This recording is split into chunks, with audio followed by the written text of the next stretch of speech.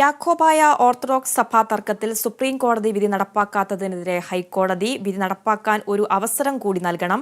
അതിനുശേഷവും ഉത്തരവ് നടപ്പിലാക്കിയില്ലെങ്കിൽ കോടതിയലക്ഷ്യ നടപടി ഉണ്ടാകുമെന്നും മുന്നറിയിപ്പ്. വിവരങ്ങളുമായി ആന്റണി ജിസ്റ്റോൾ ചേരുന്നുണ്ട്. ആന്റണി, എന്തൊക്കെയാണ് കൂടുതൽ വിശദാംശങ്ങൾ?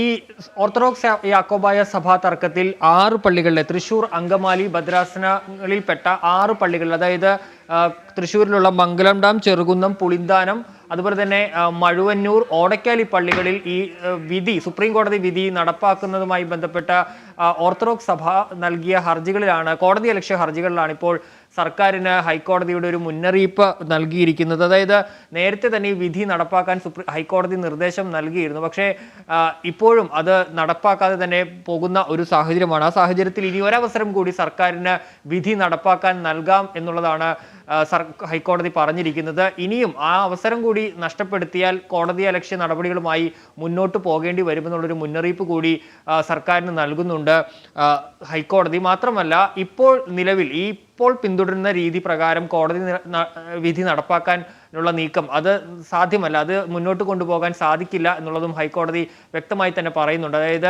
നേരത്തെ അറിയിച്ച് അവിടെ എത്തി പിന്നീട് അവിടെ പ്രതിഷേധത്തിനൊക്കെ വഴിവെക്കുന്ന ഒരു സാഹചര്യം അത് ഒഴിവാക്കി പുതിയൊരു രീതി, നിലവിലെ രീതിക്ക് പകരം പുതിയൊരു രീതിയിലായിരിക്കണം വിധി നടപ്പാക്കേണ്ടത് എന്നുള്ളൊരു നിർദ്ദേശം ഹൈക്കോടതി മുന്നോട്ട് വെച്ചു. അപ്പോൾ സർക്കാർ ഇക്കാര്യത്തിൽ പറഞ്ഞത് തങ്ങൾ പുതിയ ഒരു പദ്ധതി തയ്യാറാക്കുന്നുണ്ട്, ആ പദ്ധതി അനുസരിച്ച് മുന്നോട്ട് നീങ്ങാനാണ് ഉദ്ദേശിക്കുന്നതെന്ന് ഹൈക്കോടതിയെ സർക്കാർ അറിയിച്ചു. തുടർന്ന് അതുമായി മുന്നോട്ട് പോകാം സർക്കാരിന് എന്നുള്ളൊരു നിർദ്ദേശവും കൂടി ഹൈക്കോടതി നൽകുകയും ചെയ്തു. 25-ന് എന്ത് നടപടി ഇക്കാര്യത്തിൽ സ്വീകരിച്ചു എന്നുള്ള കാര്യം വ്യക്തമാക്കണമെന്നും ഹൈക്കോടതി അറിയിച്ചിട്ടുണ്ട്. ഈ കേസ് വീണ്ടും 25-ന് ഹൈക്കോടതി പരിഗണിക്കുകയും ചെയ്യും.